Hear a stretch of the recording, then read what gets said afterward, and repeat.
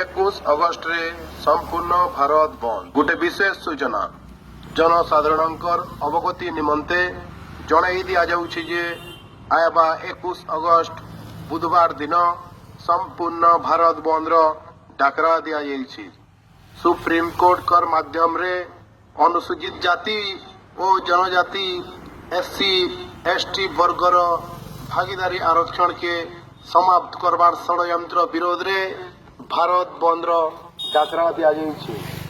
21 August बुधवार दिन ई भारत बंद रे बरगढ़ संगे अताबिरा धेड़ेन बरकानी विजयपुर सहेला भटली अमाबना पदमपुर गाईसिलेट पाइकमाल आउ झारबंद रो सबु दुकान बाजार बस ट्रक ऑटो संगे सबु गाड़ी मोटर चलाचल बंद रहबा।